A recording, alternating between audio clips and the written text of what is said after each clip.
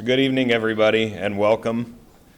Thank you for joining us this evening for another in a series of community conversations around the redevelopment of what is being called Brooklyn Village in the Center City, the Second Ward.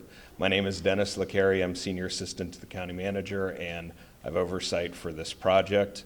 We are going to be joined tonight with members of Peoples Corporation, Conformity Corporation, and Stantec, the group that comprise BK Partners, who have been awarded this project. We have in the audience this evening Commissioner Vilma Leek from District 2.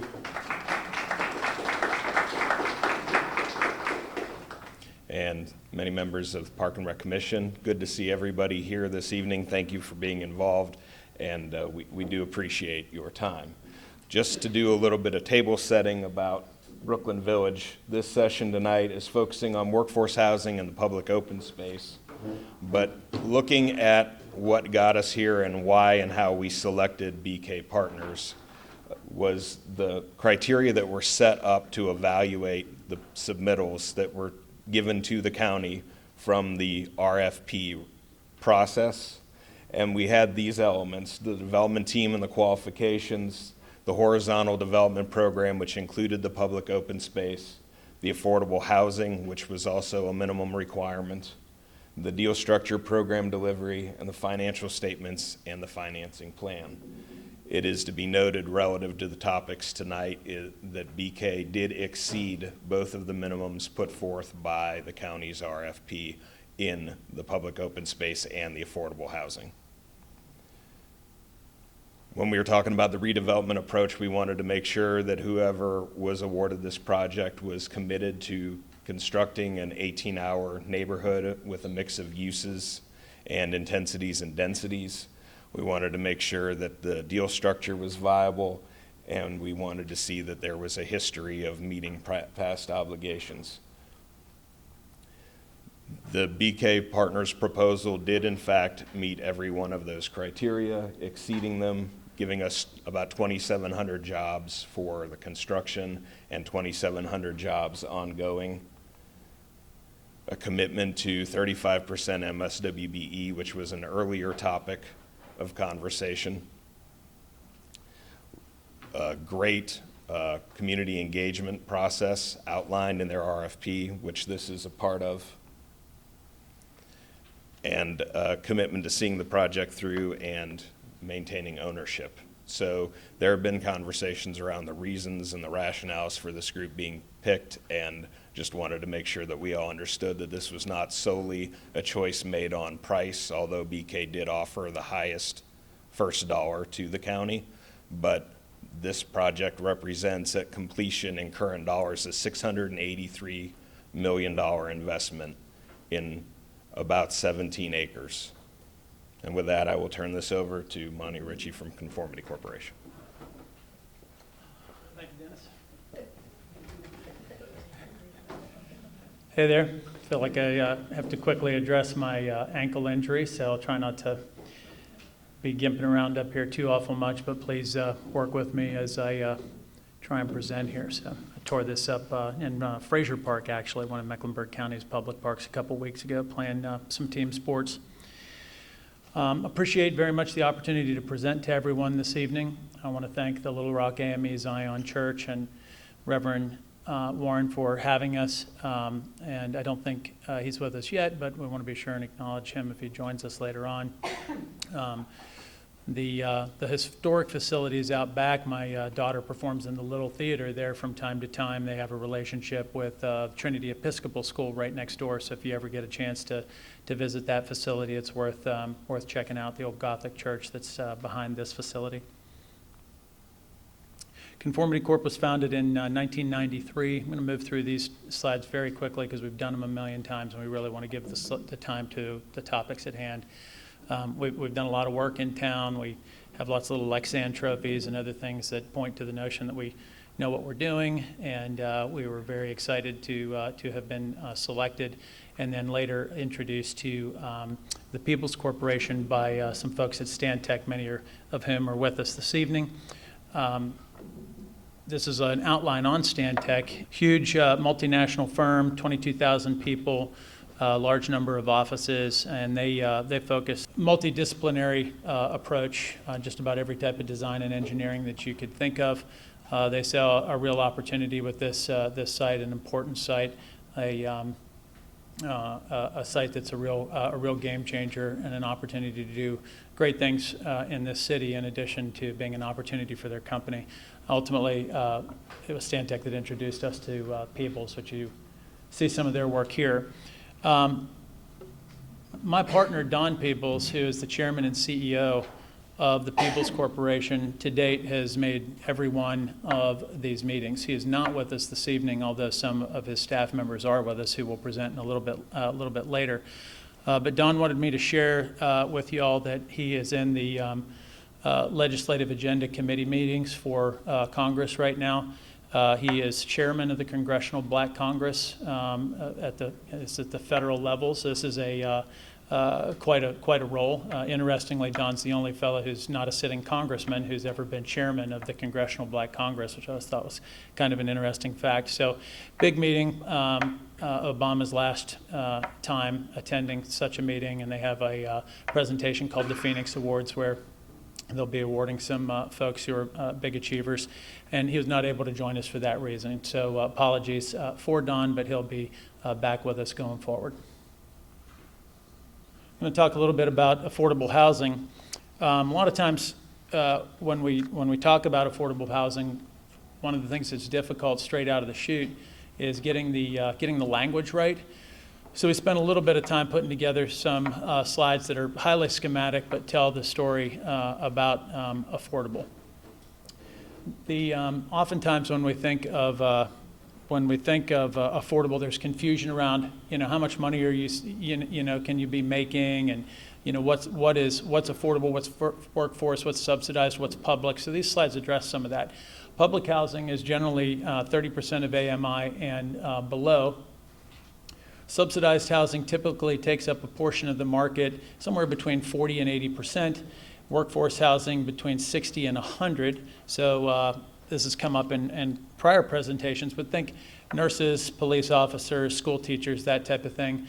A lot of this has become a very in vogue way to describe a certain income strata is the workforce housing. Oftentimes workforce housing is achieved without any subsidies and without any tax credits. And it's important that you know that what we're delivering is workforce housing. There's no public money involved, but we are still committed to being below the average median income for the area, and I'll cover that in a minute.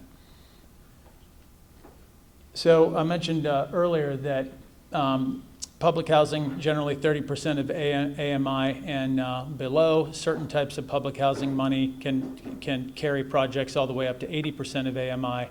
But what's key here is that those monies are almost always public. They're generally carried to fruition and funded by housing authorities, which are funded exclusively by the federal government.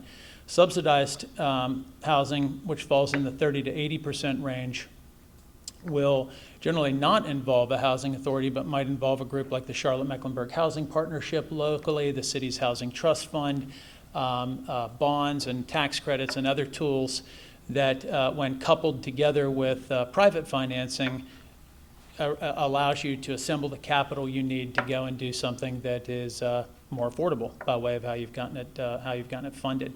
Workforce generally perceived to be between 60 and 100% of AMI. This is a definition that the Urban Land Institute uses. You'll find it on Fannie Mae's website.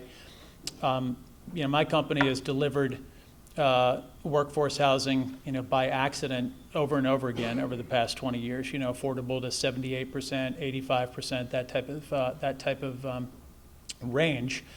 But there are still subsidies available from time to time, intermittently, selectively, for workforce housing. And then anything that doesn't require subsidies and doesn't require any credits or any other public monies, that's market housing, right? It doesn't matter if it's 10% of AMI or 150% of AMI. If it doesn't involve public monies, it's market rate housing. So when we look at Charlotte and we talk about affordability, the Area median income for any given MSA is established by the Census Bureau, by the federal government, and they do work every year establishing and sussing out data for major metropolitan markets like Charlotte. And as of 2015, the AMI in Charlotte, $67,200. And I'm going to cover what that translates to, and rent, I think it's about $1,680, if I recall correctly. We'll look at that in a second. If credits are involved, it is $1,680. If credits are involved or other government monies are involved, there are some other matrices that are laid in that begin to affect how much money folks can be making in order to qualify. This anticipates public monies being involved somehow, and things get a good bit more complicated there because you're dealing with tax credits and so on. So I'm not going to cut down into that in a lot of detail, but I wanted you to have a feel for the labels, what it is that we're talking about when we talk about workforce housing, what our rents are likely to be, because we're not seeking any public monies. This is all being done on our balance sheet, and we are electing to deliver a chunk of the housing at below market rates. So the RFP asks for 30 units to be delivered at 80% of AMI, and what we proposed was 107 units at 80% of AMI, which is 10% of our rental product. We have today programmed 1,070 units across 3 different platforms, and of those 1,070, 10% of course is 107 units. These 2 slides, one shows the portion of the land that is around Marshall Park today and closer to the government center. The other slide is closer to 277. And I included these just to make the point about how this housing is spread around. There is housing in this block, there's housing in this block, there's housing in this block, and there is housing in this block. So there's 4 separate instances of housing for rent. I said 3 earlier, it's 4. And the affordable units are not consolidated in one building. So we build a building, if it's got 300 units in it, 30 of the units are affordable. If we build a 100-unit building, 10 of the units are affordable. One of the things that you'll see today as relates to best practices and how affordable units are delivered. You'll see a lot of information out there aimed at delivering affordable into a mixed income environment. It works better for everyone and results in better outcomes for everyone who's involved. So I'm going to pause right there for just a minute. We wanted to take some questions on this topic before we move into the Parks and Recreation topic, which I know we're going to spend a good bit of time on. And I want to see if anyone had any questions about the affordable housing component before I introduce some of my teammates to talk about the parks. Yes, sir. What was that monthly rent again? $1,680. So today, so that's 80% of AMI. You would find that today it's very difficult to deliver new construction below 120% of AMI. I'm sure seen, as you know, it's been all over the media here and nationwide how difficult it is to deliver units that are affordable to folks who are making the area median income. So with staying away from the science of, you know, this table and that table and so on, it's hard to argue away that we're at 80% of area median income. We don't establish area median income, right? The populace does that by way of how much money they make and what the government has to say about how the city's doing. We're delivering units at 80% of that. I'm glad that you've exceeded the county's requirements. However, I am very concerned that we're building a neighborhood in a major quadrant of the city that will not be accessible to the people who work in the hotels and other buildings that you are building in this neighborhood. This Brooklyn Village is replacing historic Brooklyn, which was a mixed income community and had people at all income levels in it. And you are proposing something that isn't reflective of what I want to see in my city. And maybe this is on the county commission, because that's where the RFP came from. And, you know, if you were told that you didn't need to do affordable housing or public housing or set-asides for subsidized housing, I mean, that's on our county commission and not on you, but I would encourage you to see if there is any way that we can increase this, and especially to make sure that the people who are going to be housekeepers and bus drivers and the people who will be working in these uptown buildings can raise families in these buildings. You talked about 10% of the units. Are these, you know, studio one-bedroom units, a kind of thing, or is this a place where a person could raise a family? That's a great question. Public housing, of course, puts a lot of focus on their primary client is oftentimes a single mom with 2 or 3 children, and they would give you those demographics, you know, when you dig in, and we have. What we will be able to deliver at 80% of AMI is frankly going to be a function of how our budgeting ultimately works out. You know, I think it's important for us to deliver as much space as we can. Can I commit that we're going to be delivering 2 bedrooms or even 3 bedrooms for that number? I can't. We won't know the answer to that until we understand our pricing a little bit better. But I think that,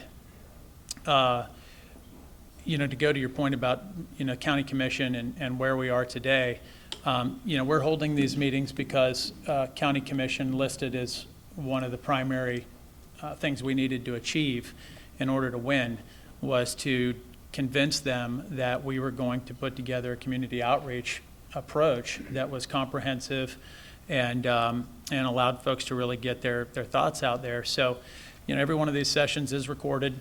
Every sign-in sheet is recorded. Every single piece of data is captured. So, county commission's going to hear your thoughts, and they're going to give us their thoughts. And we have a negotiation in front of us. So, point taken, and I thank you for sharing that.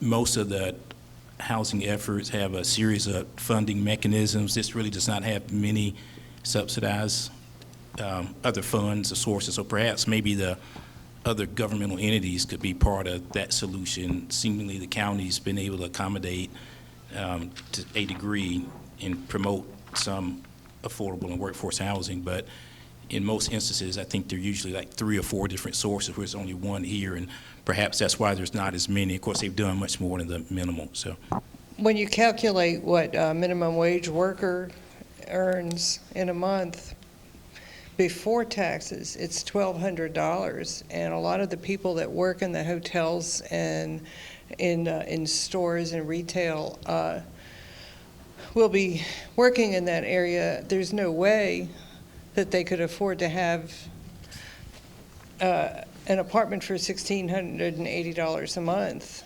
And I'm very concerned about all the displaced people who are making minimum wage and close to it, where they're going to be living, and if they're going to be shuffled off into some ghetto neighborhoods far out where it takes them a long time to come to work. So I really think we need to look at this a little more closely. Thank you. Thank you. So by way of example, that's a $360 a month affordability curve of 30% at $1,200. So that is that's a housing finance agency, federally underwritten product that is nearly impossible to finance by any other means. That doesn't make it a bad idea. I just want to make sure that we're putting out there how these things actually get done, because the county's looking at a number that we've provided, which total benefit exceeds $52 million, as I recall, and I imagine we're going to hear from them about housing, about parks, going to have opinions on those things, and of course they all bear on the economics. So, but point taken on that. That's a difficult nut to crack, that type of income level. But I do want to point out, for those of you who aren't familiar, because that kind of felt like maybe we were displacing folks, and that history is long behind us. The displacement occurred in the 60s. We're not displacing anyone. Any other questions? But you are displacing public space, and maybe there could have been a trade, not that I will ever accept reducing park size is the right thing to do. And unfortunately, everybody around here is asking excellent questions, and you've already shown that you exceeded the RFP substantially. So we're really talking too late in the process to have this real conversation, or a substantial conversation. The fact that this decision was made that 30 units of affordable housing of this range was acceptable was something that should have taken place a long time ago before it ever got into the RFP. The same way with someone made the decision at the county level that there's some logic in taking 5 acres of public space of a poorly designed park that most of us will acknowledge, but taking 5 acres of a park and reducing it down to something else. So quite inadequate for what we see in the future to come and what we see units under construction today. So we are headed toward a San Francisco, like Boston, like just name your city, where our workers are not going to be able to live in this city. They're not going to, we're not displacing from the neighborhood, but we are displacing from the city. All you got to do is look around and see every development that where units are being torn down and replaced. Even in my neighborhood, I watched $500 units replaced with, $1,800 units overnight. And it's not your problem. It's the problem started with the county. I think Dennis is going to speak to that, but before he does, there's, the problems of the county commission and the thoughts of the public, I think, pretty sure they remain our problems. So I just want to point that out. The number of units, the 30 units at 80% of AMI, was not something that was created by the county commission. That was a number that was provided by the city of Charlotte and the Charlotte Housing Authority in the assemblage that allowed for this redevelopment to move forward. So we had to start with what was in the interlocal agreement that was provided to us by the folks that do housing in this city. And it was very gratifying to us that starting with that 30, we did get a response that had 107 units. Does anybody believe that that is 100% adequate or this is a panacea? I'm not going to pretend that that's the answer. And we are definitely listening to every one of your comments. But I do want to make it clear that this was not something that was just generated in a vacuum. Thanks. Okay, my question was about the 107 units. Are those 107 units locked in stone, or is that still something you're negotiating? The 107 units is what allowed us to win this RFP submittal. So I think it's accurate to say that the way Dennis and other folks who are driving this process see it is that the things that they've seen from us in the RFP are from here forward a minimum. Does that answer the question? I do not believe that we're going to be allowed to do anything less than 107 units at 80% of AMI at the end of the day. So I believe that to be a minimum, and Dennis is nodding feverishly from the back. So, all right. Okay, so next question. Could you clarify for me, you or someone from the county? I've been coming to some of these meetings and I've been hearing about the 5 acres of park space. I'm not really familiar with what they're referring to. Could we clarify that, just for, put that on? Sure. Dennis is going to take that. I just want to quickly introduce Gregory Cola with Stantec, who's here to help field questions. With Peebles, who's here to help field questions. So I'm taking all of my stumbles from the past 3 months and consolidating them into like 5 minutes. But you may hear a little something from Gregory in a bit as well. So I just wanted to introduce Greg before we move on.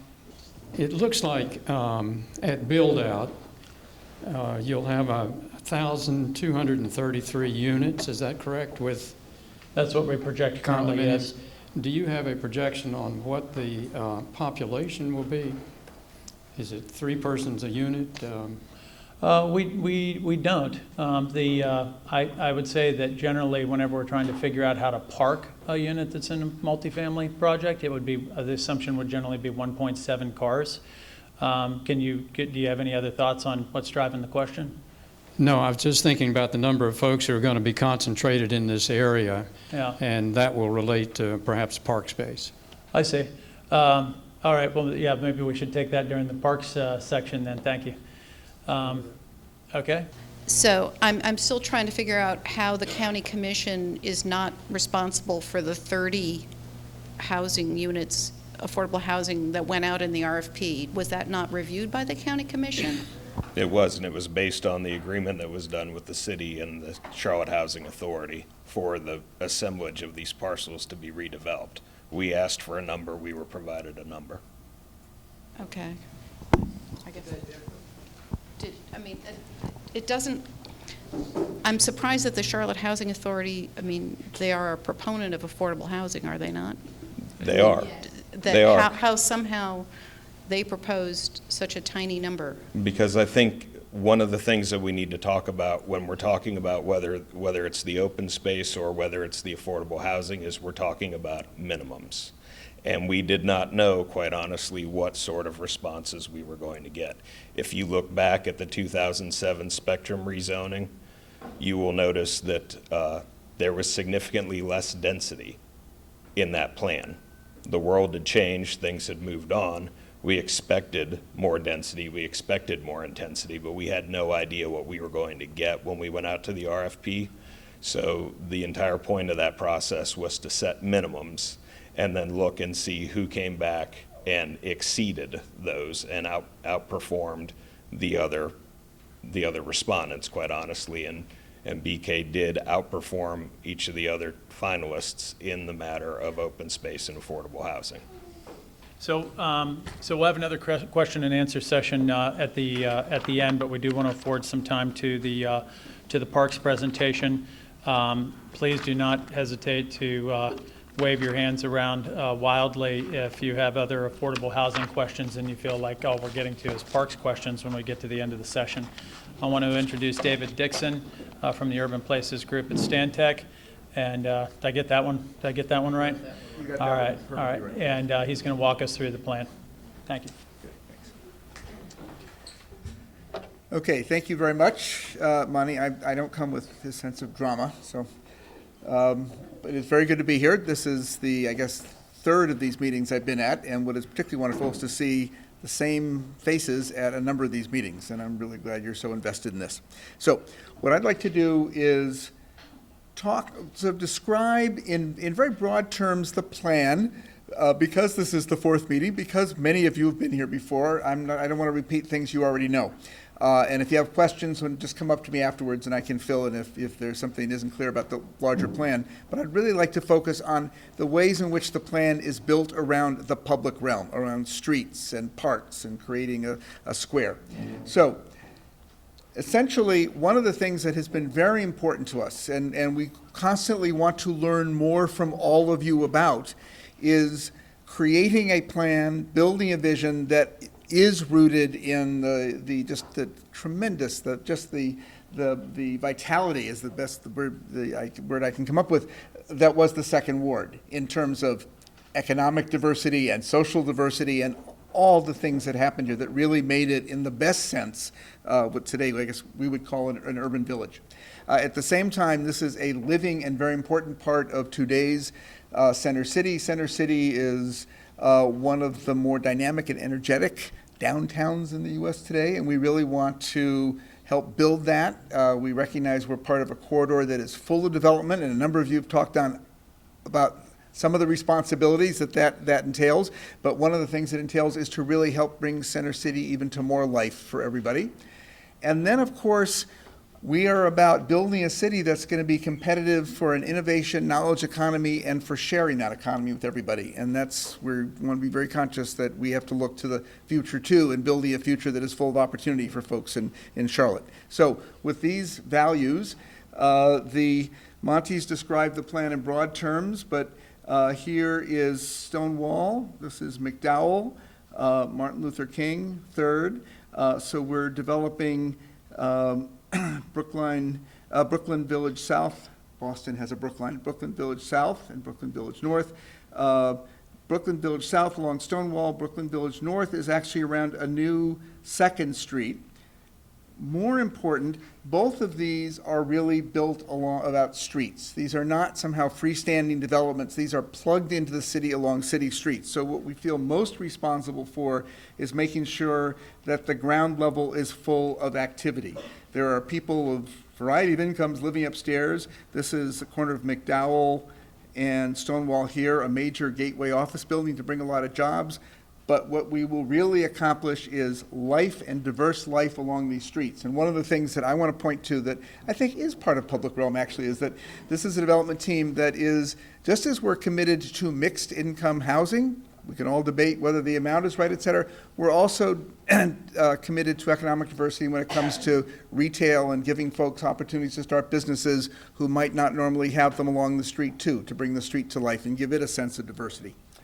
So as we then cross over to, from Stonewall over to Martin Luther King and come into Brookline Village south, this is, or north, this is very much an urban village in the sense that people will be living and working and having fun and studying and doing all kinds of things all along these great streets. This is meant to be a complete, the vitality and real diversity and mix of urban life will happen here. And as we continue up Second, we find ourselves across the street from what we fully intend to be a great public park. And so how might we begin to think about this park? And this is a question that we're going to ask all of you today. And I know a number of you have talked about the size of the park. I would urge you to also help us think, because it's that's a broader question in some ways, about what kind of park we want to create. For example, why are we creating this park? What kinds of activities, spaces, purposes should this park have? What kind of places should it be? Not place, but places. And then what are some of the tools that we should think about? Because there are all kinds of great ways to create a park today that transcend things we've been able to do anytime in my lifetime, and we should do them here. So let's start with why. Well, our office, our group, has had a chance to, in Boston, help the city think about what are the goals of creating public realm, public places today. We're not just decorating sidewalks with trees or putting grass on parks so people can have green space. That's good, but there has to be a more fundamental purpose. So what are the purposes here? Well, one would suggest could be social. This is a place to invite interaction, to get people, kids who have never know each other playing together in the same fountain, folks to kind of see and enjoy and experience each other in ways that you don't normally do in your business life or where you live. This is where the city comes together. That this is also, there's a cultural role. The cultural role, I think, could very much here be about telling the story of the incredible rich history, the 20th century history of this site, the history of Brooklyn and the Second Ward, and the changes, good, bad, fair, and unfair that have happened, and what does this story mean today? How is this a living story today? And then there is a civic dimension. This is building a great, new, important piece of Center City that should be wonderful and built of great materials and something that we're all proud of, that enriches Center City. So those might be some of the whys, and we'd love to hear your whys, but that hopefully is to get you thinking. So with why, with why then comes what. So what are some of the kinds of spaces? Because this park should be, can be maybe all of these spaces, or places that are spaces that we haven't put on this list that you might think about. So I think parks can be wonderful interactive parks. This is one of my favorite parks. It's in Birmingham, Alabama, and it's actually all about supporting diversity, actually. So there are all kinds of things happen right next to each other, so all kinds of people there of different ages and races and incomes all at the same time. So how is this interactive? Well, this guy gets to show off to her, even though she's not looking. There are places, nothing like water to get people interacting, and more water in a very different kind of way. So it can be a place a communal space where groups can come and organize. This church could have a picnic there. I mean, where folks can come together. One thing they do in Birmingham that you could do here, they have actually citywide potluck dinners where different neighborhoods all come together and each neighborhood brings something else. But they can also be social spaces where you don't come together as a formal group. You come together and you run into friends, or you just sit and people watch, and the things that can happen particularly around the edges of a great park. Because one thing we have a chance to do here is almost every edge of this park can have a cool place selling food and spilling tables outside to help people, so people can sort of engage and enjoy it socially. A park can be adaptable. You don't need the same park at 3 o'clock on a Thursday that you need at 3 o'clock on a Saturday. A park on Saturday evening can be something very different from Sunday morning. So how can this park be adaptable, and how can we manage it so it can take on many different roles for different folks at different times on different days? A park can be a very intimate place, obviously, and a place for even individual reflection, and it can be a very personal space. That this, in some ways, this part of this park belongs just to them right now. It's where they're living their lives. And of course, this is where we can tell the Brooklyn story. And I think this is one of the most important things. And we can use all kinds of really amazing interactive public art to do that in a way that really brings the story to life. So that's why and what. Well, I want to finish with just a few examples of how, because how is really exploding these days. And I hope we can all think about how. And when we're thinking how, remember, it's not just what we put in when we first build this park, is how do we manage it so it can keep being the coolest park possible each day going forward as we come up with new ideas and more people become invested in helping to make this a great park. So it starts with what's permanent. This is conventionally, and there's nothing wrong, it's how we built great parks, with fountains and trees and great paving and things that were permanent. And this is all important. This is about creating a great civic space that is worthy of everyone in this room and of Charlotte. But there are all kinds of things that we can do today. These are sort of the bouncing bean bags that you can rent in Boston so your organization can create a festival on a Saturday afternoon in a public space. This is a space that's a parking lot that becomes sort of a neighborhood square once a month. You can create a weekend festival where you all are the festival, where you come and say, this is our space, we're going to program it, we're going to make it what it is. And then this is one of my favorite examples. This is called the Up Truck. This is a neighborhood called Upham's Corner in Boston. Got a grant, and they had a competition among local artists, and this artist came up with this truck. So they gave him somebody to buy the truck, and then inside the truck is sort of the history of Upham's Corner, and the outside is what it is. And every time this truck pulls up, it's its own festival. This truck draws a crowd, and then the food trucks show up. And this is about this neighborhood literally saying, this is our culture, and we're going to use our culture to make our public spaces where we want and when we want them. So I hope this just begins to not open your minds, you've got great open minds, but suggest some ideas to you so you can suggest many more back to us. Thanks. We're really excited to be part of this project. Cole Genest, as Monty said, we've been working in Uptown in Charlotte for over 27 years and had the good fortune of being part of some fantastic projects, and we think this project has the potential to be one of the best projects in Uptown. So we just want to give a little bit of context, again, just to reorient everyone. Here's Stonewall, 277 Loop. Here is the portion of the site with the park, and here is Walton Plaza. We wanted to talk about how not only do we have the park, but we have what we are calling Myers Passage, this linear piece here. It really is an extension of Meyer Street, which was originally part of Brooklyn Village and part of 1st and 2nd Ward, really which connected 1st and 2nd Ward at one time. But as things were redeveloped, we lost a portion. Meyer Street does still exist in 1st Ward, but it was it kind of went away for a period, and we wanted to reestablish that. And we think it's really important connection, both visually, historically, for 1st and 2nd Ward for the project, and we really see that as an extension of connecting both parts of the project, but also reconnecting 2nd Ward in a way that has not been there in quite some time. What Myers Passage does is also starts to connect us to Stonewall, which gets us down to Pearl Street Park, Little Sugar Creek Greenway, Midtown, and it really also connects us over to Trade Street, which was obviously everyone knows the Gold Line, and which connects up to the Blue Line and the rail trail and all other parts of Uptown Center City, Charlotte. This is just a zoomed-in version of the site. Again, this is Myers Passage. Again, connecting, if it were to keep going in this direction, it would eventually connect to Meyer Street. So if you come through, it creates one edge of the park. The park proper is here, goes through Second Street, the new street that's created in this development, goes through a development, then continues over MLK and through the county property alongside the Aquatic Center and the gymnasium from the original high school, all the way through over to Stonewall Street. Again, reconnecting Second Ward in a way that we see as will create a vibrant and really an extension of the public space that is really will start here in the park, but really connect all the way through.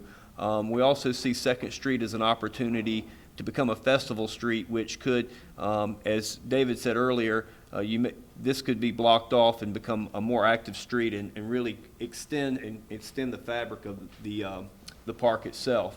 This is just a axonometric perspective here that really just shows how the Myers Passage, and we think this is an incredibly important component of our project, and really, again, connecting the parks. And we wanted to show that and really visually show how it connects both portions of the project. It connects across Second Ward.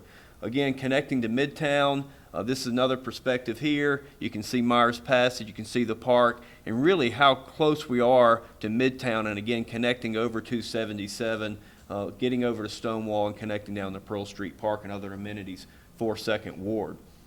With that, we did want to talk about some of the spaces we're all familiar with in Uptown. The green, it's about 1.4 acres. And I'll take that opportunity to say, I know there's a lot of conversation about the size of the park, but as a landscape architect and as a planner, it's really not about the size. It's about the activity. It's about the edges. It's about the programming of the park. There are very successful spaces that are less than even an acre. Paley Park in New York City is one of the most famous urban spaces in the world, and it's only 4,200 square feet. So it's really about how you articulate the space, it's how you activate the space and the edges. This is 1.4 acres. It actually has a parking deck underneath. We have lawn areas. We have a lot of landscaping. It terraces up, a lot of seating opportunities. There is Tryon Street and College Street on either edge, so the edges, internal edges, are a little bit more friendly than the street edges. And there is some retail restaurants along the edge, but it is tucked under the building. And one of the things you'll hear more about is Myers Passage. Is really the opportunity is to bring the inside and outside connection. So we're really talking about activating both sides of our park. The seating is fixed, and there's art and their interactive water feature. Gateway Gardens, another project that we did. This is actually in Fourth Ward. This is very similar in terms of having a mix of spaces with programmable space in the middle. Here, a variety of landscaping and seating opportunities, public fountain, interactive fountain, which is always very popular with families. But again, this is another space that it has some retail and office, but again, it's a little bit more internalized with one street edge, in which we see as a very, very successful space as well. Pioneer Square in Portland, Oregon. Again, what's important here is all of this space is hardscape, which is basically hard material. It's not landscape, but a lot of this is a temporary installation here. This is a flexible space that really allows a place that is something at most parts of the year, but it can bring in art installations and other events that make it more programmable and make it more dynamic. There's also an amphitheater in this space, typical square. This is another a really different concept. This is for those who've been to Savannah, Georgia. They have squares in many parts of the downtown. This is a little bit more landscape, a little bit more natural space. Shows walking paths. It has great connections. Usually they all have streets around the edges. The seating is generally fixed. They have water features and art. We wanted to show this is another very successful space that's only 1.3 acres in size. Campus Martius, thank you. 1.4 acres. I always get that wrong. What's really unique about this space is that it really is programmable. All of this seating is movable. It's brought in. This is actually a beach area in Detroit, believe it or not. We actually have this lawn area. All this seating is movable. But again, you can see there's programmable spaces, and they actually have a pavilion here that is nothing more than hardscape during the average day of the week, but can be, again, programmed for events during other times. This is One Channel Center Park in Boston, about 1.5 acres. Again, you can see play areas here. You actually have a dog park, a basketball court, and play space. So you have a variety of more intimate spaces, more public spaces, landscaping on the edges, retail on the edges. Post Office Square in Boston, very similar here. Here you have a lot of landscape, hardscape, water feature, retail on the edges, again, public streets on two of the sides. So looking at those spaces, what we're really excited about here is we do have 3rd Street, and we all know what 3rd Street is. There's a lot of cars every day, especially during peak hours. But we also have the two sides that we are controlling. This is where Myers Passage comes through. This is the edge also that will be very dynamic.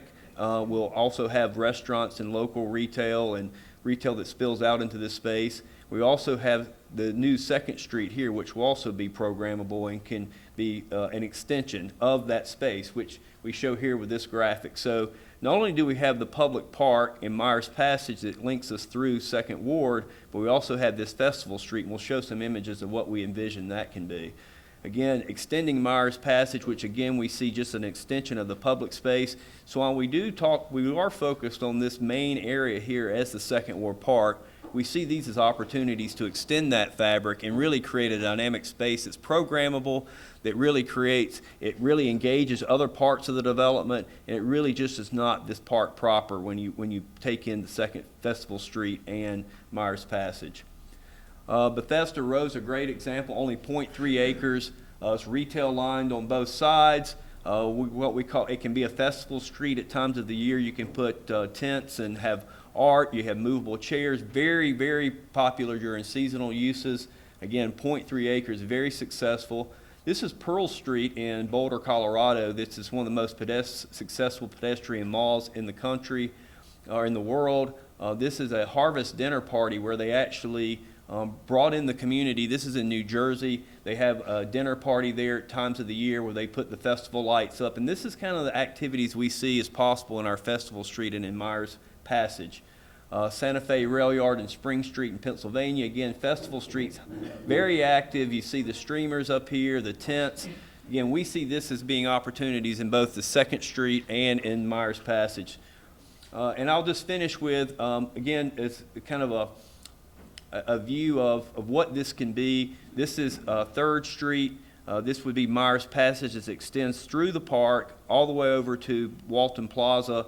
And we see that there can be areas that are a little bit more programmed, and we see spaces that can be programmed even more for special events, again, spilling out into the Festival Street here. So, turn this over to Craig Lewis with Stantec. Great, thank you. All right, so what we wanted to do is we wanted to provide you all some ideas, some thoughts, and really that's what we're looking for this evening. The goal of this evening is when we leave, we've got a whole laundry list of ideas on how all the public space can be the very best that Charlotte has to offer. And so we have a couple questions at the tables. And so one of the things we want to do is make sure all the tables are full. So if you're at a table with 1 or 2 people, if you could turn around and go to the other table. There's 3 basic questions. Program issues, design issues. The things that we share with you already, what are some of the things you think are particularly appealing?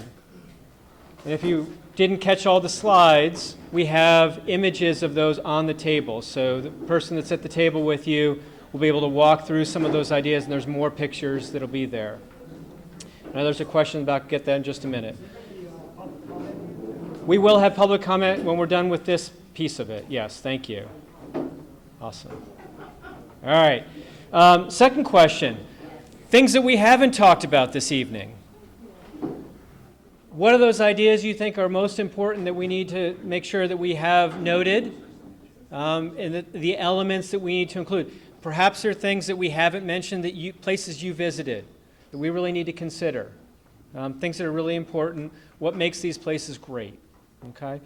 And then the last question that we had is asking you to help us prioritize the different areas that we're looking at, Myers Passage, the main park space, the festival or the shared streets that are in there, or other elements? What are the most important to the, I wouldn't say the least important, but say the most important to the almost most important as we get to that point? So what we want to do is spend about 20 minutes or so being able to have a good conversation at the individual tables. And then we're going to report back those results when we're done. And then we'll have an opportunity for general questions and comments after that point to speak specifically about the park. But do you have a specific comment or question? You're presupposing almost that we work with the concept of the park as you have drawn it. Do we have the opportunity to think in terms of a larger park? At this point in time, we have been provided by the county the minimum thresholds to design a park. And so we're trying to use the standards that have been given to us to design the very best park possible. So we're stuck with the 1.9. That's what we're working with this evening, yes. I don't know, but that just doesn't seem fair. Okay. That at this point is the only time we get to have input into the type of park we want and the size of it. But anyway, that's just my thoughts. And we appreciate that. And I would say for this portion of the exercise, we'd like you to focus more on what goes in it, maybe regardless of the size, recognizing that if you think more size is necessary to fulfill the elements that we're talking about, that's absolutely part of the conversation. We have a minimum that was provided in the RFP. Again, we have a response from the developer. We have minimums, therefore, going forward, but there is no contract signed, so there is opportunity for your input and for your feedback, which is why we're here. I did have, this is an affordable housing question, and I will be respectful of how you guys are trying to steer and manage this meeting. In reference to the 107 affordable housing units, it sounds as though since there's no public funds, that BK Partners or some entity will continue to own those. I'm wondering who's going to administer the 80% AMI of, basically administer what the developer's committing to make sure that the right people are in those housing units as promised by the developer. So the second thing is, will they exist in perpetuity in that for as long as these buildings are rentable, or is there some sort of expiration? So the latter is a negotiation point. The conversation is around ensuring that for at least 30 years, but that is something that we will take forward in the negotiations and have a conversation about. But there will be a variety of mechanisms, performance guarantees, other measures in the contract, deed restrictions, things of that nature that will ensure that anything that is ultimately contracted between the county and BK is carried out and is preserved going forward. Whatever the appropriate mechanism is, we will be employing that contractually to make sure that those don't evaporate magically someday right before the building opens.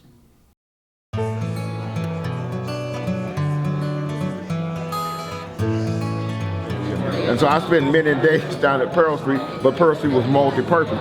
It was not only for football practice. We had baseball games there. We had other activities that we took care of down there. Brooklyn wasn't high density in terms of multifamily. Tall. It was single family residence primarily, right? What we're saying, some of our shacks is right over there on the other side of the old church. 3 shotgun room houses. 12, as many as 12 kids raised.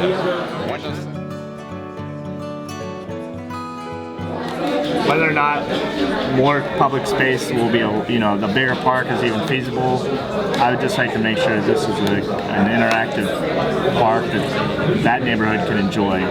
So what we would like for you all to do, we've got all the information that's recorded. It's all up here. So if you have other things that you think didn't get captured, write them down, make sure we get it, because all this stuff is going to get compiled and sorted, and this is what's going to go into the design elements and the programmatic elements as we move forward to the next steps. So this is really key to make sure that we are collecting all the right information. So what we'd like to do is just go around table to table, and if we could ask whoever your captain is or someone to just sort of hit the highlights of the conversation that you had at the particular table, like a 2-minute, and we will cut you off at 2 minutes to kind of move things along. Because I know there are other people that have questions and general comments. We want to get to those as well. So we'll start here. Good evening. My name is Vakala. I'll be speaking for our table. Some of the concerns that we had was whether or not there could be more green park space, but we tried to expand the conversation beyond that and say that if we want to build an innovative city, perhaps we need to look at how we come together in public spaces. We talked about free Wi-Fi, making it a place where people will come and do work and sit and play, because Wi-Fi can do that. The digital divide is real in Charlotte, so that would be something that would speak to that. We spoke about an amphitheater. If there's an amphitheater where someone can come and perform or maybe sign up to perform, then it would keep it open and flowing in that sense. So if there's an outside space where, like an amphitheater, where people can perform, that will open it up. I suggested, we talked about augmented reality being used in a sense. If we had with the advent of applications, you could be walking through a space and something can be responding to how close you are in proximity to that space, telling a story of what happened historically, where you're standing, and tying it into what you're experiencing right there in the moment. So if you think about having an app on your phone, and we have a built-in installation where it's like reacting or telling you a story and bringing that history into the present. That was one thing that we spoke about. Another, it was suggested that if we had an incubator in that space where people can come and work, it would make the space a little bit more open. I like that idea in terms of being able to, right now Charlotte has a few new co-working spaces that are inside. If we can take that and adapt it to like an outside model where people can meet, maybe an overhead pavilion where a business can be conducted or something like that. If it's an open business meeting, something like this can be handled in the right season outside. We talked about hours of operation. A lot of parks in Charlotte at certain times of the day are not accessible. They close. If we're going to be uptown, we're going to be a city that's going to be vibrant. Perhaps if we open up the space during different hours, people would stay and commute there more and spend more time and share more. So maybe the hours of operation of this particular park being open and it always being accessible could help. I also brought up skating. All right, last one. All right, we also brought up skating. Right now, I've noticed how culturally inclusive the activity of skating is. I'll see groups of white, black, Asian kids skating together, but the city isn't really conducive to skating spaces. There's so many signs that tell you not to be here, not to be there, but perhaps if we can make it welcoming to skaters, then you'll have a younger demographic coming and playing and being in the space. So those are some. Thank you. Awesome. All right, well done. The lovely ladies of the Second Ward High School Alumni Association nominated me to speak on their behalf. Class of what, 64? 69? 49? 68. I was just East Meck, so that's but they accepted me anyway. One of the things we talked about, I think we all agreed on, is the need for park space in our city as it's going to grow to be a retreat. And one concept is, if this is going to be an area that's going to bring back the spirit of families and families being able to come together, to give children a break from a cityscape. And so gracious, natural area is very important for that. And if I think I've got that right. So something that facilities where children can play, can get a break from the city streets. I don't know if this space is going to be generous enough to be a real gracious space for that, but our hope would be it would be a gracious space that would allow children and families to play together and retreat from the harsh hardscape of the city. Thank you. Hello, everyone. I'm Ashley. I'm with Stantec, so I told them I wasn't allowed to speak, but my table told me I had to anyway. So I am representing this table over here, and we actually distilled it quite well into the 3 S's that we need: shade, safety, and scenery. So while we're in a space, we want to be able to enjoy it with some shady overhangs and pavilions and trees especially. We want it to be safe. There's a special concern about 3rd Street and maybe the connections to some other public spaces. And then scenery, there needs to be something to do and see while you're inside the space. And then also some of the other points that came up were connectivity, and then also including water and possibly more passive still water like koi ponds, sort of maybe what's already there, not as much active water. And then another point that we had was also free Wi-Fi.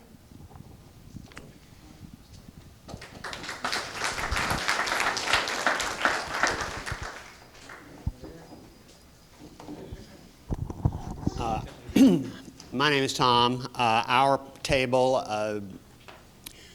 thought that this is a small park, but it's only one piece of all the other parks in the center city area, and that it's very important that Parks and Recreation coordinate the functions and capabilities of all the different parks and not try to have this park develop in isolation, but in coordination with other spaces, because since you can't do everything in one place, especially this place, it's going to be important to say we can do this function in one public space and that function in another. We wanted to see connectivity between the different public spaces, green connectivity, pedestrian and bicycle-friendly connectivity to Greenway and to the other parks. The functions we'd like to see in this park, however, echo what was said in the table over here and over here. We want as much soft scaping and green scaping as possible, and not hardscaping. Urban plazas we've got plenty of, relatively speaking, compared to urban green refuges. And we would like to see more of the refuge and the sanctuary than the plaza development and calling that a park. We don't think that's much of a park.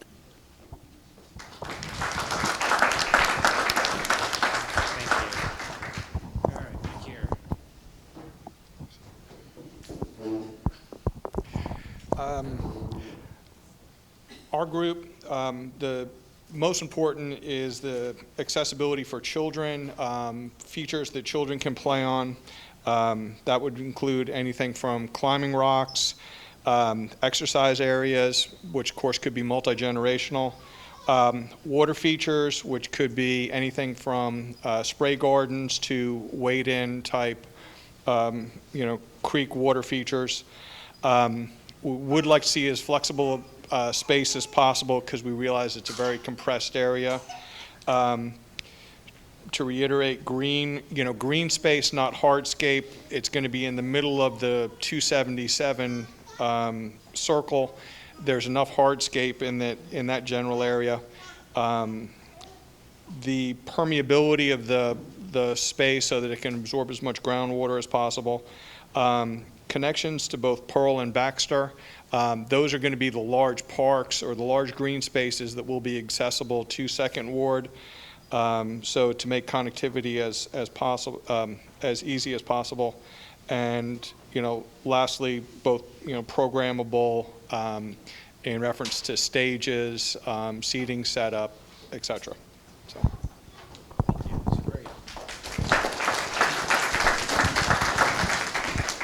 Table back here. Okay. All right, our table, I have to say that we had to work through getting through the fact that the park size was a disappointment. But once we got through that, because I wanted that said because there's a feel that we need a bigger park. Getting through that, I didn't want that part to go out, but looking at the fact that you could actually be a part in what actually goes in this park, we thought about making sure that however this park was designed, it would be inclusive of all ages. Having that small amount of space meant making the best use out of it so that it could be used at all times. We talked about having intimate, private spaces in that park. We also talked about the need to have some way to exercise in that park, and that is including all age groups. We need all age groups being able to exercise and do something in that space that would keep us healthy, because we are beginning to kind of work on the issues of our weight in our state, in our city, and also being more active. So with that being said, we blended 1 and 2 together. We feel like to get the most use out of this space, because it's not going to be very big, so we need to make sure that we have programmable park space. I think for number 3, that was the biggest thing for us, to have programmable park space, that it can change at any time and something could be done with it. We also talked about the hardscape, not having a whole lot of fountains and them not being used for anything else. If we could have some interactive fountains, some interactive water places. It's hot in North Carolina. It's hot here. So we want shade so that we could be able to be in the park a lot of time and not have to worry about only being outside when the sun went down. Primarily, that was pretty much what our table talked about.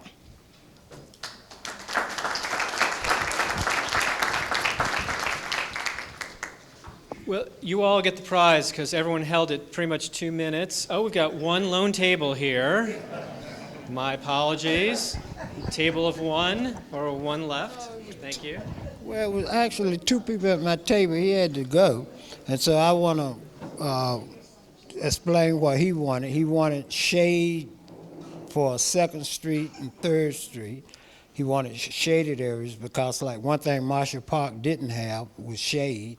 That's why it sat there 30 years and nobody used it. But with the 1.5 acres you have, they would like to utilize it as effectively as they can, and one important thing is make the spaces where the general public can use them for different activities. Don't make the space so high that nobody can use it. But and my part, on my part, my idea was, please make a doggy space, because these people use the whole park and they doggies. I've been down here 30 years and I just walk down the street doing like that. And, so please separate the doggy space from the human space. Thank you.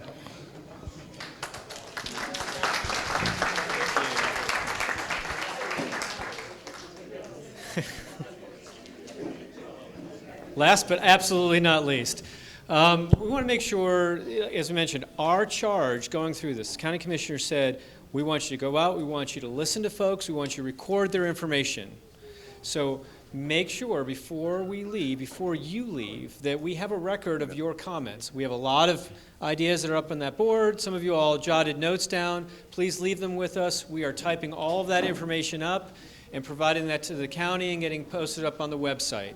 So we want to make sure we get a record of all of that information.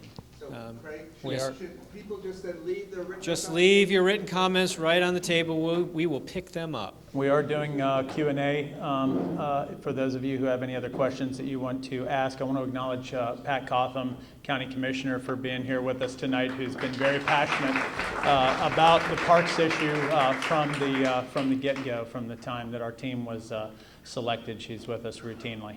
Yes, sir. To bring in another partner at this stage would be a challenge, but there's so much opportunity around First Baptist Church, given the fact that they own almost 2 blocks across the street that's used 1 day a week for parking. And if the church realistically is thinking about going forward, is there any discussion or opportunity there to look at a parking deck that could be built as a part of this development that serves during the other 6 days a week, but it's also dedicated to the church for their parking needs, that would open up a tremendous amount of other property for private sector development and possibly for parkland, or for public space use. So was the church as a partner ever broached? I can hit it from our perspective real quick. I imagine Dennis has some thoughts on this as well, but we're always interested in acquiring additional land where it makes sense. I mean, it's been in the press that we've made an offer on the Second Ward High School site, net of the gymnasium, of course, which is part and parcel to what the Second Ward High School Foundation's worked so long and hard on. But we're conscious of that huge adjacency. We've had no conversations with them whatsoever. It would nearly double our purchase price. I've actually studied it at some length. We're working with a group that owns the Mecklenburg Investment Company building in the old Grace AME Zion Church, who's ready to partner. So we're really thinking about those adjacencies and where we can build additional partnerships. And of course, if that came together, a site like First Baptist would fundamentally change the entire conversation. But we've not even started that dialogue. Hi. I'm a new resident to Charlotte. I've been here for 2 months, so I bring kind of a different perspective. I'm from Boston.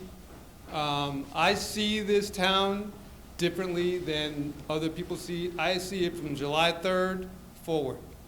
I like a lot about Charlotte, but being from Boston, I've seen the changes that have happened in Boston, and Boston's always going to be in my heart, but I would never live in Boston again because of some of the changes that have happened. I'm talking to people who live here. Some of the changes that have happened in Boston over the years by development. If you look at, the next time you watch a Celtic game and they show that big picture on ESPN of the Garden and you see all that development around it, that's where the Boston Garden used to be, where Larry Bird used to play. I see this as, I understand this is going to happen. I understand this is not even going to start for 2 years. I don't know the history of this, of the Second Ward. I've read about it. I live in the Belmont community. I live in a black neighborhood right now that's gentrifying. And I've had arguments with people about the gentrification that's going to happen. And I just see this overall situation as Boston in 2002 and where it is now. And I can honestly say, I don't think I would, well, part of it is the weather, and I'm never going to dig snow again. I honestly don't think I would ever live in Boston again because of what happened through development. And look, look, you guys are in it for the money. I know, I don't know any of your histories or anything, but nobody's talking about the homeless problem that is going to move into these areas because they're public areas. I was out at 4 o'clock in the morning on Saturday just driving around and just taking, just looking at what was happening in Charlotte, all the homeless people that are downtown. Those people are going to eventually move in the parks. And it's going to happen. I'm just telling you, these are great pictures and stuff, and it's great to talk about, but this stuff is going to happen. So just for the people who live here, this is a perspective from somebody who sees it differently than everybody else who has been here. Thank you. So I think those are observations, so I don't think there's any questions in there, so I'm going to let that fly. Yeah, I would like to address him. We don't have that big of a homeless problem. It's 102. Charlotte is finding housing for their homeless, and we have 102 homeless and 10 veterans. And the veterans, they are homeless because they want to be. But my problem is, my question is like with the public art use. Charlotte has been a dismal failure in public art. If you want to see all the failures, go out to UNCC. They got them out there. And they got at Davidson and where Belmont Center is, a piece out there. So I'm looking at your piece and it's talking about the stained glass, bad idea. They're gonna break it. Okay. Just like they did the bus shelters. They broke every one of them. So just be conscious of how you spend your money. Thank you, Tommy. Tommy, that's exactly the type of targeted feedback that we need as it relates to things you like and you don't like, and practical feedback like that. I just want to point out that the glass that you've seen in our presentations from time to time is just an idea, and that type of feedback is spot on. Thank you. Hey, Tiffany. Hi. My question is I've seen a couple of presentations where we talk about what Old Brooklyn looked like, and that proposal. Is that in stone? Because if this room has it, that history would be gone. Like, is that going to be a given? And then looking at programming. Do you mean, are we going to Like redevelop the, a street, or are we going to try and take up the history? The where you have on the ground where old Oh, I see. buildings used to be, and putting up some of the historical, like maybe imagery. Like, is that definitely going to be set in stone, or is that up for being removed as well? Well, we feel strongly that that's a good idea. It seems to be resonating with a lot of people. So, like so much of this process, we are taking feedback, and those things that sort of meet the test at the end of the day will rise to the top. So we started with that dialogue, the history dialogue and the social implications dialogue of urban renewal in Brooklyn, and I feel pretty good that that's going to get a lot of airtime, for lack of a better way to put it, whenever we complete the project.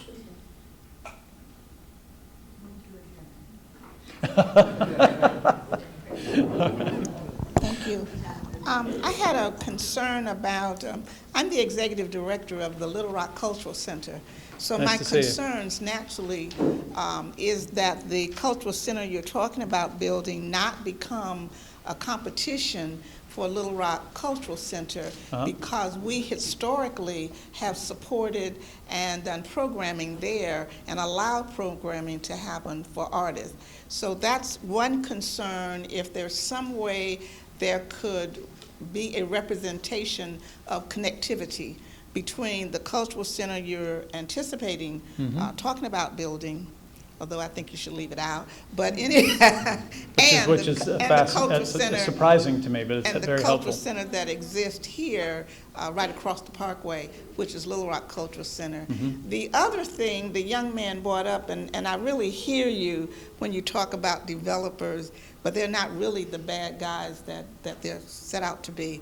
But I would like to say that we do need to consider the homeless population. And where will they go?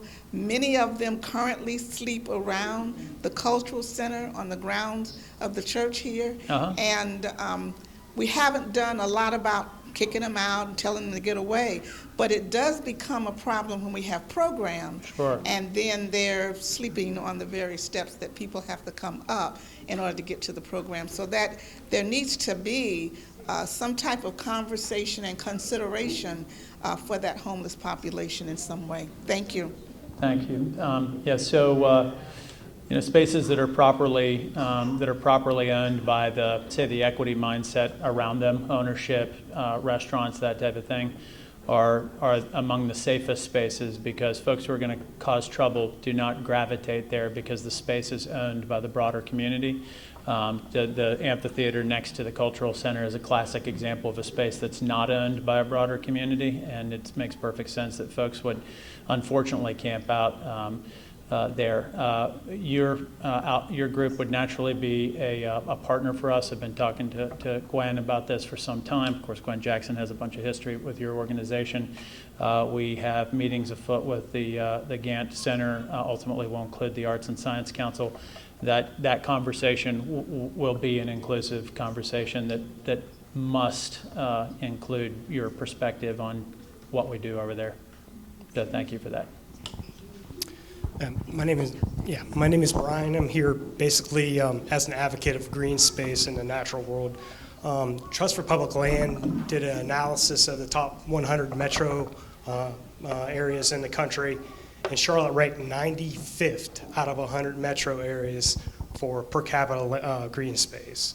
To me, this should be a hard pill to swallow for any Mecklenburg resident, to see park space in the core of our city to be diminished by and cut in half, less than half. When we already have a problem with the ability to serve our people with green space. So this is geared towards you as a developer, and also to our elected officials, that this is something the county, the citizens want, and we're being shortchanged. Just my opinion. Thank you.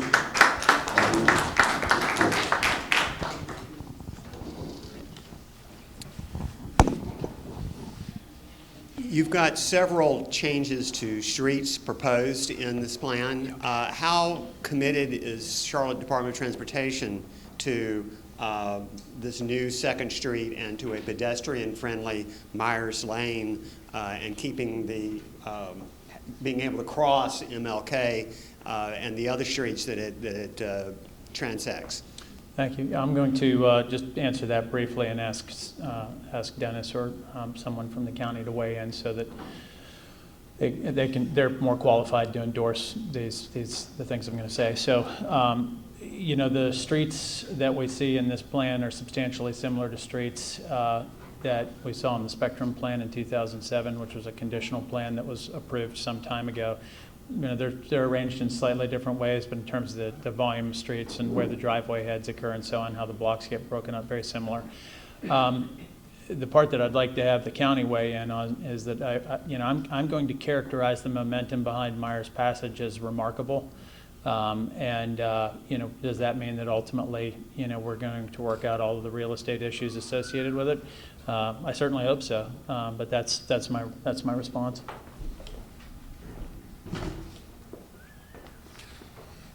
And elements of the plan have been shared with CDOT and the North Carolina Department of Transportation, and there has been positive response from those groups. The Myers Passage portion that Monty speaks about is something that has garnered a lot of interest from those groups and from Center City Partners and from some others relative to trying to figure out how to make the bicycle connections that were called for in the Center City 2020 Vision Plan. So an opportunity to create the Ward Loop and ultimately a bicycle loop around the Center City.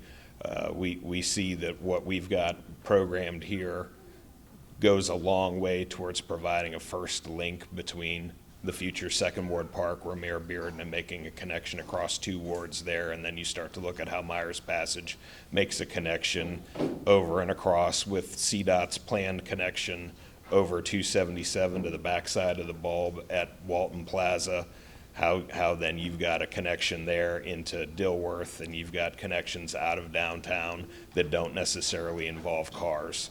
Overland Green connection to Pearl Street Park, which has been contemplated, is something that the city sees very positively. So I think you see a lot of design elements here, and it's early yet, but all of them speak towards more green space than actually what's identified and spoken for in the actual response, and also a lot better green connectivity and alternate modes of transit. I think that the most encouraging thing is the city has started to really view things like bikeways and greenways as actually people movers, and they see that as actually modes of transit and not just some nice amenity. And when you start viewing things that way, you can see partnerships like you do the Cross Charlotte Trail, where the city's actually going out and helping us get greenways done because they do recognize it provides an alternate mode of transit for folks. So we think that is going to go a long way towards also enhancing what's done here. That was a pretty good answer, I thought. Yeah. Sorry it was long. I think that's it. I'm getting a meeting adjourned from Commissioner Leek a little while ago. So, yeah, thank you all for attending and for a very productive meeting. Thank you so much.